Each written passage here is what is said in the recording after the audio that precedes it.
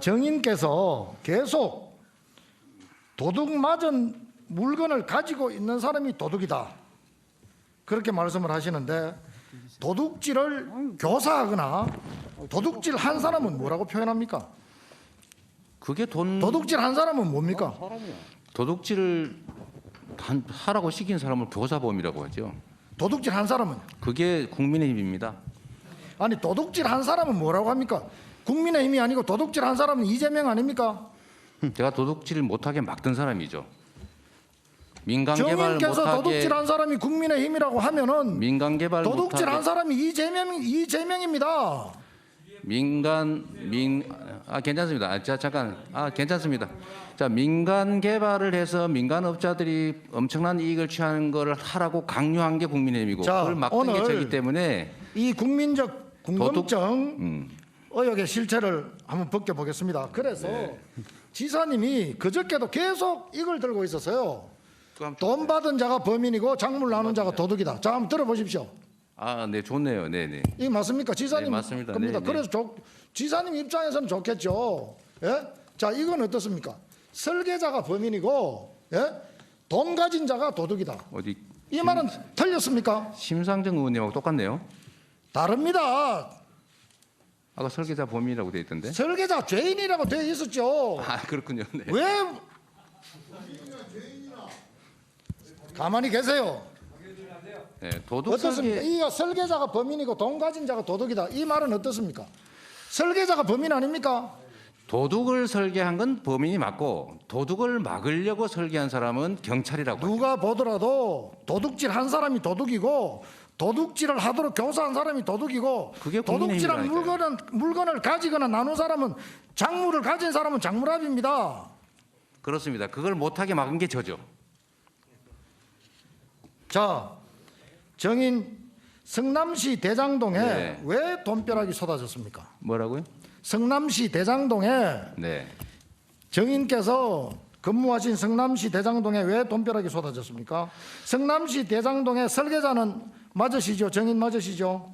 그 대장동은 분당 판교 중간에 위치하고 있는 요지고, 알고 있습니다. 그게 설계자가 맞으시죠? 2004년부터 전임 묻는 말에 시장과 답변해 주십시오. LH가 설계했던 동문서답하지 말고 묻는 말에 답변해 주십시오. 설계자가 정인 맞으시죠? 기본 설계는 전임 시장과 LH가 했고, 기본 세부 계획 설계는 제가 도시 기본 계획은 평소에 되어 있는 거고, 저도 단체장 우리 정인하고 똑같은 시기에 똑같은 단체장을 했습니다.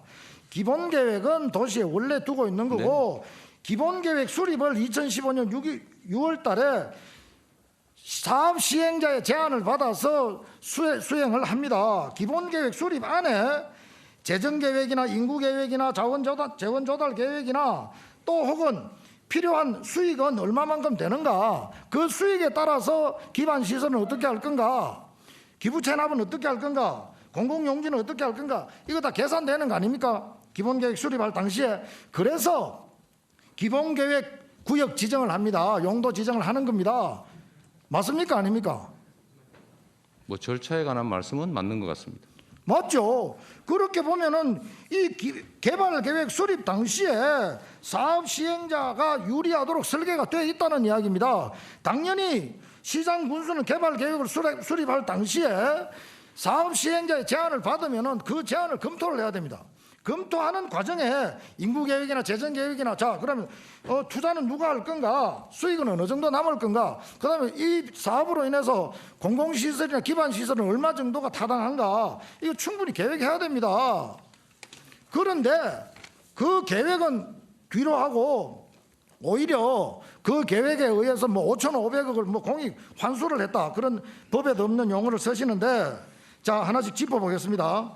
시장님, 그러면은 개발 계획 지정을 해서, 구역 지정을 해서 자연 녹지가 주거지로 변경됐을 때 이 지역의 땅값이 어느 정도 오른다고 생각합니까?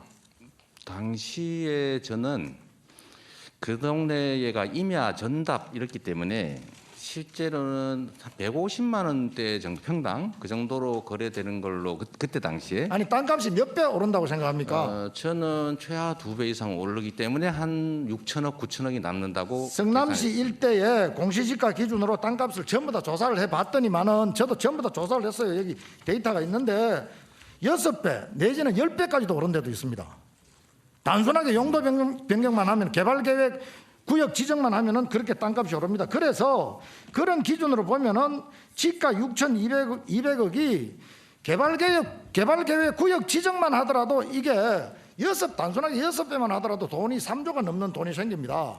그러면은 50% 정도 이제 지하고 이제 주택을 지을 수 있는 땅이 50%라고 보면은 1조 8천억인데 여러 가지 따지고 보면은 이 전체에 뭐 지가 빼고 나면 1조 2천억 정도 남는다. 그러면 1조 2천억이 사실상 수익입니다. 수익금 같으면은 거기에서 1조 2천억을 이제 지사님이 가지고 계획을 잡아야 되는데 거기에서 5,500억만 가져왔다.